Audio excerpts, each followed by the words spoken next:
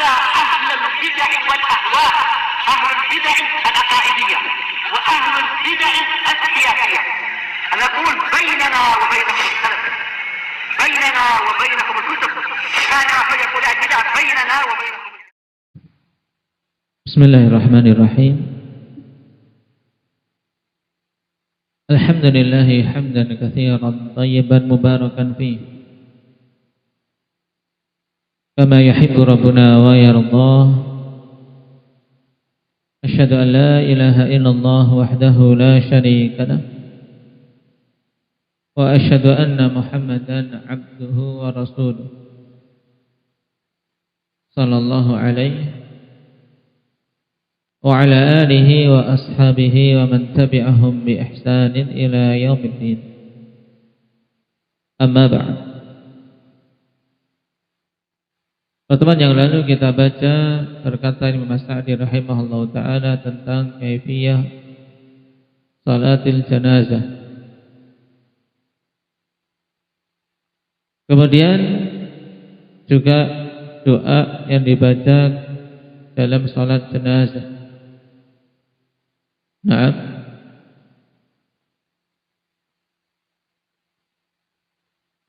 dan di antara hal yang sangat dianjurkan terkait salat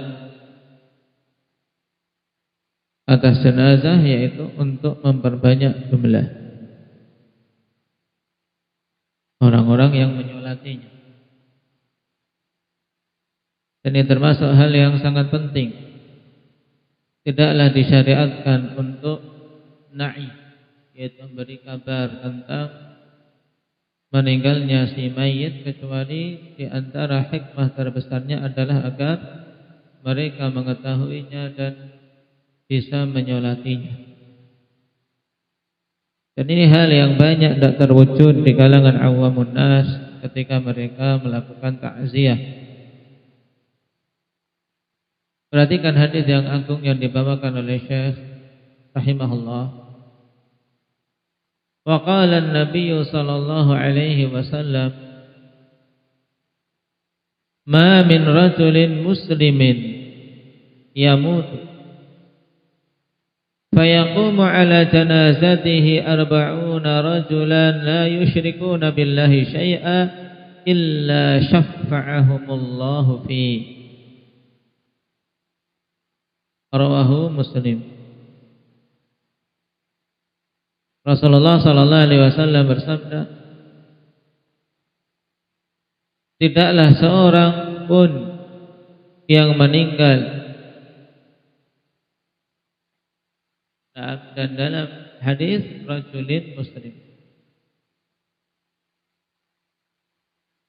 dalam kitab dan diberi kait muslim ditambahkan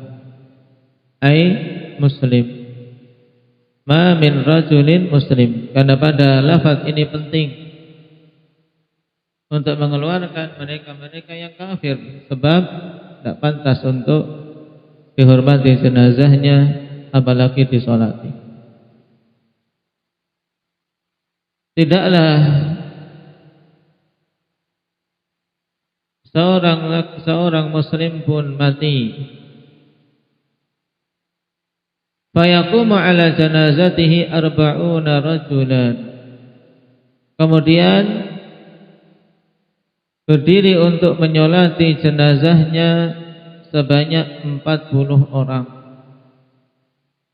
yang sifat mereka itu la yusyrikuna billahi syai'a, tidak menyekutukan Allah Subhanahu wa taala sedikit pun, illa syafa'ahumullahu fi, kecuali Allah Subhanahu wa taala akan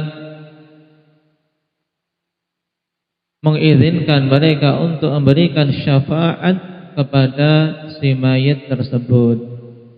Ini makna syafa'ahumullahu fi, kecuali Allah akan jadikan mereka dengan diizinkannya mereka untuk memberikan syafaat kepada si mayit. Sehingga makna ringkas dari hadis ini ikhwan, yaitu bahwasanya jenazah muslim kapan saja disolati oleh orang-orang yang bertauhid dengan jumlah minimalnya 40 orang, maka mereka itu akan Allah Subhanahu wa taala jadikan sebagai pemberi syafaat untuk si mayit. Nah, maka ini keutamaan bagi jenazah yang disolati oleh ahli tauhid. Hadis akhrajahu Muslim min hadis Ibnu Abbas radhiyallahu anhuma. Wa hadzal hadits yandubu ila kathratil musallina 'alal janazah. Fa kullama kanu aktsara kana dzalika aqraba ila an yughfara lahu wa yushaffa'u fihi. Hadis ini mendorong untuk apa? Untuk terwujud banyaknya orang-orang yang menyolati jenazah. Sebab kapan saja jumlah yang menyolati jenazah itu semakin banyak, maka lebih dekat untuk si jenazah ini diampuni, karena semakin banyak yang mendoakan, dan mereka akan dijadikan sebagai pemberi syafaat bagi si jenazah.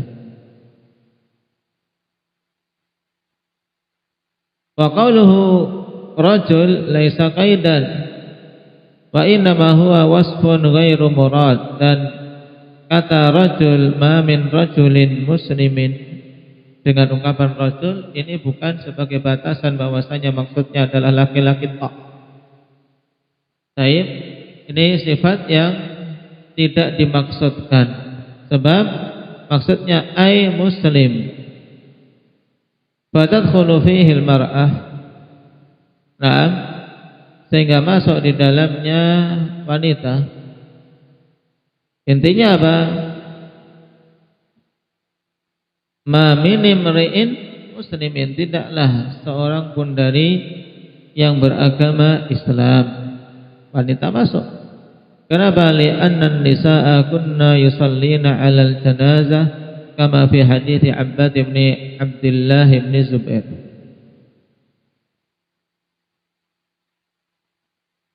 Nah, sehingga wanita itu masuk dalam hadis ini juga, baik pada jenazahnya maupun pada kalimat arba'una rajulan, 40 orang laki-laki. Ini juga bukan maksudnya laki-laki yang diinginkan, tapi yang penting 40 orang dari kalangan ahli tauhid. Sehingga seandainya ada rombongan para wanita muwahhidah yang mereka menyolati jenazah tersebut, itu juga ikut terhitung. Ikut terhitung. Kenapa? Li'anna an-nisaa kunna yusallina 'alal janazah kama fi hadits Abbad bin Abdullah bin Zubair. Karena para wanita dulu juga menyolati jenazah sebagaimana dalam hadis Abbad bin Abdullah bin Zubair. Anna Aisyah amarat an yumarra bi janazati Sa'd bin Abi Waqqas radhiyallahu anhu fil masjid fa nusalli alaihi, atau fatusalliya alaihi. Bahwasanya Aisyah radhiyallahu anha memerintahkan agar jenazah Sa'ad bin Abi Waqqas dilewatkan di masjid, yaitu dibawa ke masjid sehingga dia bisa menyolatinya. Fa angkaran nasu dzalika 'alaiha, maka manusia pun mengingkari permintaan Aisyah tersebut. Faqalat, maka Aisyah kemudian menjelaskan tentang ilmu dan landasannya. Karena apa munculnya pengingkaran sebagian manusia? Li'adami ilmihim. Dan ini banyak akhwat, manusia mengingkari perkara yang sahih, yang benar, karena kejahilan. Makanya demikian butuh ta'lim, butuh diajari. Aisyah radhiyallahu anha mengatakan, ma asra'a ma nasiya nas, ma shalla Rasulullah sallallahu alaihi wasallam ala Suhail bin al-Bayda illa fil masjid. Betapa cepatnya manusia lupa. Tidaklah Rasulullah sallallahu alaihi wasallam menyolati jenazah Suhail bin Baydha kecuali di dalam masjid. Hadits akhrajahu Muslim yang padanya selain menunjukkan bahwasanya wanita juga disyariatkan menyolati jenazah, juga pada hadis ini akhwani fillah menunjukkan diperbolehkannya untuk jenazah dibawa ke masjid kemudian disolati di masjid. Itu perkara yang masyru' karena dulu di zaman Nabi sallallahu alaihi wasallam juga dilakukan. Ketika Suhail bin Baydha meninggal, maka Nabi sallallahu alaihi wasallam menyolatinya di masjid. Di sisi yang lain, hadis ini juga menunjukkan keutamaan Aisyah radhiyallahu anha. Karena siapa yang lebih kuat hafalan, lebih jeli dalam mengambil istinbat dari peristiwa-peristiwa yang lalu, maka dia memiliki keutamaan ilmu yang lebih dari lain.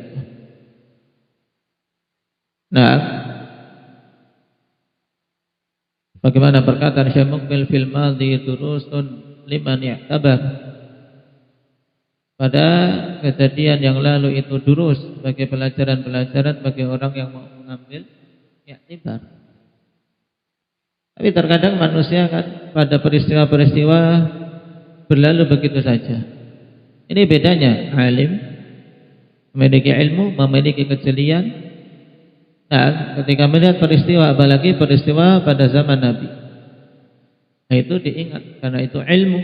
Sebagaimana Aisyah radhiyallahu anha mengingat peristiwa itu, dijadikan sebagai dalil. Nah, maka beliau meminta agar jenazah Sa'ad bin Abi Waqqas dilewatkan di masjid untuk beliau bisa menyolatinya. Nah,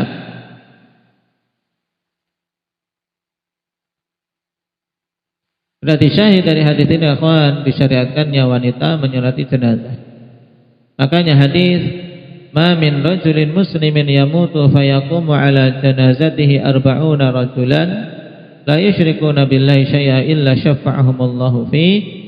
Kalimat rajul, kata rajul bukan apa? Bukan sebagai batasan. Bahkan apabila yang meninggal itu perempuan, tetap berlaku hukum ini. Demikian pula seandainya yang menyolatinya perempuan, juga berlaku hukum ini. Baik.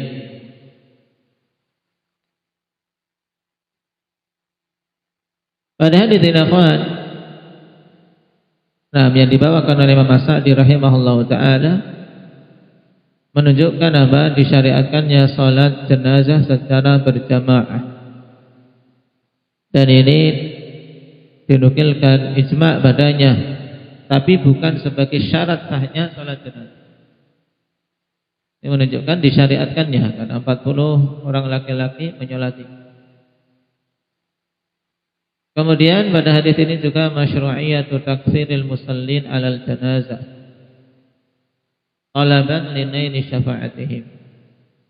Disyariatkannya memperbanyak orang yang menyolati jenazah karena mengharapkan untuk bisa mendapatkan syafaat dari orang-orang yang menyolatinya. Yang ketiga, anna tauhid sababun li ijabati du'a wa qabuli syafa'ah. Tauhid itu sebagai sebab doa dikabulkan dan sebab diterimanya syafaat. Dan dalam hadis ini diberi kait la yusyrikuna billahi syai'an. Kemudian faedah yang keempat dari hadis ini, anna du'a al-insani lil insani syafa'ah. Bahwasanya doa seseorang untuk saudaranya yang lain itu adalah salah satu bentuk syafa'ah. Paham? Ketika orang yang menyolati ini mendoakan Allahumma ighfir lahu warhamhu. Nah, dia mendoakan kepada si mayit agar diampuni dan dirahmati. Inilah bentuk syafaah yang dimaksud. Paham? Kenapa? Dia meminta kepada Allah untuk saudaranya yang meninggal ini agar diampuni dan dirahmati. Ini bentuk syafaat. Paham? Sehingga maksud illa syafa'ahumullahu fi, kecuali Allah akan jadikan mereka memberi syafaat, yaitu Allah akan terima doa mereka, Allah akan kabulkan doa mereka, doa permintaan ampunan, doa agar dirahmati, dan seterusnya dalam doa yang dipanjatkan. Paham Hamzah? Baik. Jadi faedah yang keempat ini penting. Anna du'a al-insani lil-insani syafaat. Kemudian faedah kelima, annahu la budda an yakuna al-musalla alaihi musliman. Bahwasanya mesti yang disolati itu muslim. Fal kafiru la tuqbalu fihi syafa'ah. Sebab kafir itu tidak diterima syafaat untuknya. Doa bagaimanapun banyaknya orang memanjatkan ratusan ribuan berdoa untuknya, kalau dia itu kafir, diterima tidak? Tidak. Nah, bahkan doa lahu bil maghfirati i'tida'un wa dzulmun bid doa. Bahkan mendoakan orang kafir untuk diampuni itu merupakan bentuk melampaui batas dalam doa dan kenapa? Karena Allah Subhanahu wa taala telah mengatakan fama tanfa'uhum syafa'atus syafi'in.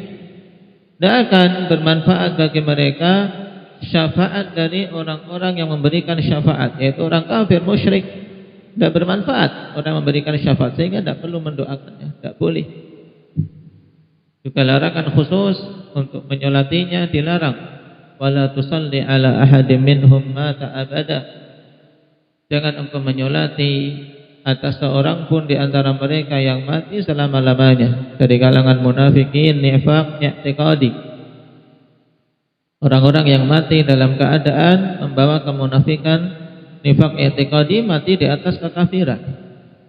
Berarti umum, jangan engkau menyolati seorang pun yang kafir selama-lamanya. Tidak boleh, walaupun itu karib kerabat, orang dekat, orang yang disayangi.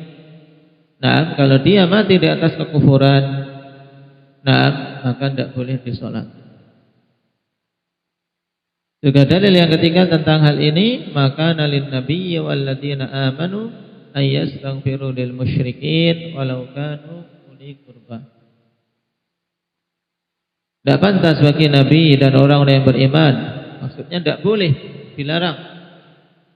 Tidak boleh untuk nabi dan kaum mukminin, dilarang atas nabi dan kaum mukminin ayyastaghfiru lil musyrikin walau kanu uli. Dilarang memintakan ampunan untuk orang-orang musyrikin walaupun mereka karib kerabat. Dan hal ini dinukilkan ijma' tentang dilarangnya, sebagaimana perkataan Syekhul Islam Ibnu Taimiyah dalam Majmu' Fatawa beliau, al-istighfaru lil kuffari la yajuzu bil kitabi was sunnati wal ijma'. Tegas. Memintakan ampunan untuk orang kafir tidak boleh berdasarkan Al-Quran dan Sunnah serta ijma'. Apa yang tidak boleh tadi, Akmal? Memintakan ampunan untuk siapa? Untuk orang kafir. Maka tidak boleh. Apa dalilnya? Dari Al-Quran, dari As-Sunnah dan ijma'. Baik. Dan Syekh Ibnu Utsaimin rahimahullah taala dalam syarah Bulughul Maram menegaskan, wa hadza amrun mujma'un alaihi fi ma'alam. Dan ini perkara yang disepakati sebatas pengetahuanku.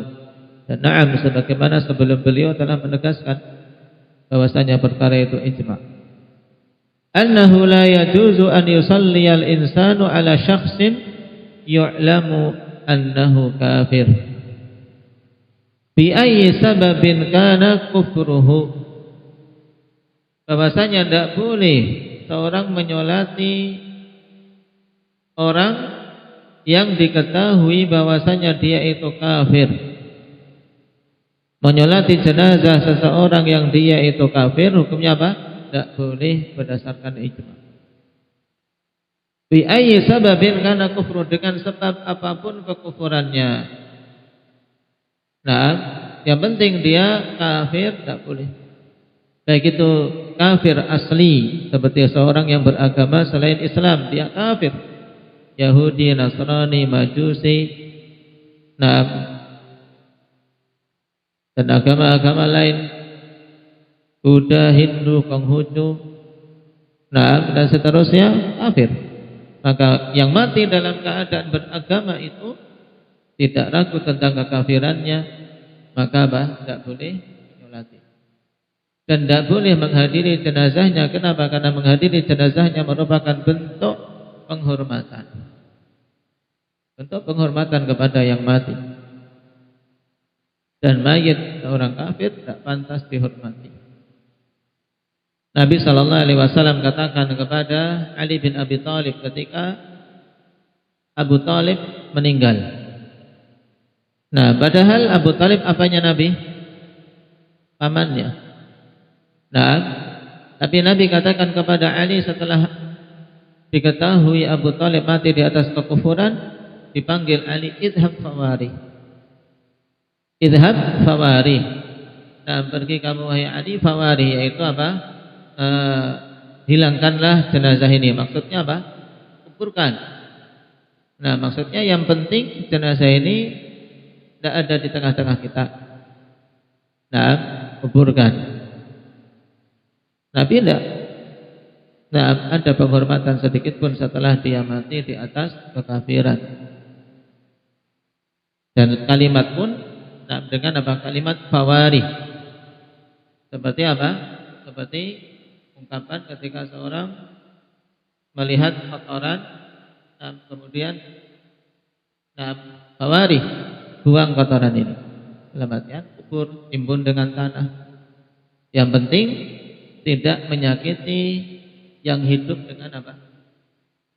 Dengan baunya. Kenapa? Karena bangkai seorang kafir kalau dibiarkan ya akan menyakiti kaum muslimin, mengganggu kaum muslimin dengan baunya. Dan bau bangkai manusia jauh lebih menyengat daripada apa? Bangkai binatang. Apalagi bangkai seorang kafir. Nah, sehingga tetap ya butuh dikuburkan, tapi apa? Bukan sebagai bentuk penghormatan, tapi untuk apa? Izalatul adza, menghilangkan gangguan. Baik, dan tidak ada kemuliaan pada bangkai seorang kafir. Wa bina'an alaihi, kata Syekh Ibnu Utsaimin, dan ini juga faedah penting karena banyaknya terjadi di tengah-tengah kita. Wa bina'an alaihi fa inna tarikas salati 'alal qaulir rajih kafir. Wa la tajuzu salatu alaihi. Maka dibangun di atas hal tersebut.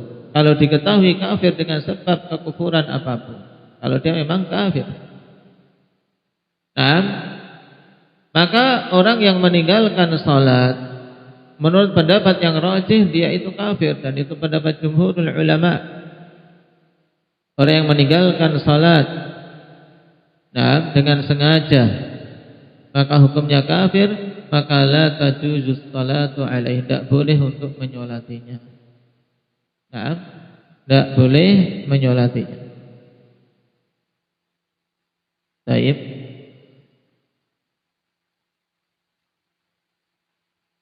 Dan ini musibah yang banyak terjadi di tengah-tengah kaum muslimin ketika mereka mengaku muslim tapi ternyata merobohkan tiang agamanya dengan meninggalkan tanpa ada udzur.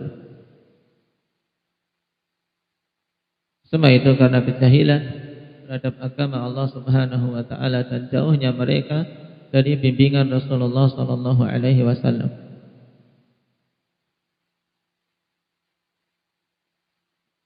Baik. Faqala al-Imam Sa'di rahimahullahu taala wa qala man syahidal janazata hatta yusalla 'alaiha falahu qirat. Faman syahidaha hatta tudfana falahu qiratan. Ila mal qiratan qala mithlul jabalainil azimain muttafaqun alaih. Hadis ini juga telah kita lewati pada pembahasan keutamaan menyolati jenazah. Nabi SAW mengatakan siapa saja menyaksikan jenazah, maksudnya jenazah muslim, sampai disolati maka baginya pahala 1 qirat. Dan siapa saja yang menyaksikan jenazah sampai dikuburkan maka dia akan mendapatkan 2 qirat. Ditanyakan kepada Rasul sallallahu alaihi wasallam, apa itu 2 qirat? Qala mithlul jabalainil azimain, seperti 2 gunung yang besar. Hadits muttafaqun alaih dari Abi Hurairah radhiyallahu anhu. Perhatikan catatan kaki. Wa fil hadithi hathun ala salatil janazah wa tashyi'uha hatta tudfan. Pada hadis ini terdapat dorongan untuk menyolati jenazah dan untuk mengiringinya sampai dikuburkan. Dan insyaallah pada pertemuan yang akan datang kita akan membahas bagaimana mengiringi jenazah dan memikulnya sampai penguburannya. Wa hadza min haqqil muslimi ala akhihi, dan ini termasuk di antara hak muslim atas saudaranya. Fa idza mata fattabi'hu, jika dia mati maka iringilah jenazahnya. Khususan idza kana min aqaribihi aw jiranihi aw asdiqaihi wa nahwihim. Terkhusus apabila jenazah tersebut adalah dari kalangan kerabat, tetangga atau sahabat dan yang semisal. Li'anna ittiba'al janaizi wa tashyi'aha mimma yushi'ul mawaddata wat ta'awuna bainal muslimin. Dikarenakan mengikuti jenazah dan mengiringinya termasuk di antara hal yang bisa semakin menebar rasa cinta dan tolong menolong di antara kaum muslimin. Karena apa? Semuanya akan mengalami kematian, dan ini juga penting. Namanya kematian, akhwan, sesuatu yang pasti, dan jenazah seseorang dimuliakannya atau dihinakannya, itu kembalinya kepada Allah. Dorongan orang-orang untuk datang menghadiri jenazah itu termasuk di antara buah dari amalan yang dia lakukan ketika di dunia. Maka dulu para salaf akhwan mengatakan, bainana wa bainahum al-janazah, yang menjadi pembeda antara kami dengan mereka ahlul bidah adalah pada jenazahnya. Lihat bagaimana jenazahnya. Dan perhatikan dalam sejarah ketika Imam Ahmad meninggal, berapa banyak manusia yang berupaya untuk mengiringinya, menyolatinya, padahal beliau dihukum, dipenjara. Kenapa? Karena manusia terdorong untuk menyolatinya karena rasa cinta. Juga sebagai bentuk pemuliaan dari Allah Subhanahu wa taala kepada seorang sunni.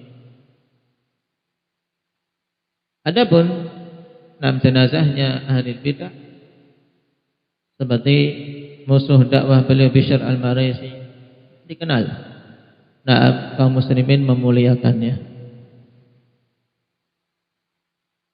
Baik. Dan pada hadis ini akhwan ada isyarat bahwasanya seorang yang menghadiri jenazah kemudian pulang, ada beberapa tingkatan. Tingkatan yang pertama, dia menghadiri jenazah, menyolatinya, baru kemudian pulang, maka dia hanya mendapatkan 1 qirat. Kemudian seorang menghadiri jenazah, menyolatinya, mengiringinya sampai diletakkan di kubur. Diletakkan di kubur, kemudian ditutup dengan dengan papan-papan, atau kalau di selain kita dengan labin, dengan batu atau yang lainnya, masuk ke yang lahat kemudian ditutup. Baru sampai di situ, sebelum dikubur dengan dengan tanah, dia pulang. Nah, untuk kondisi kedua ini apakah sudah mendapatkan pahala 2 qirat akhwat? Naam.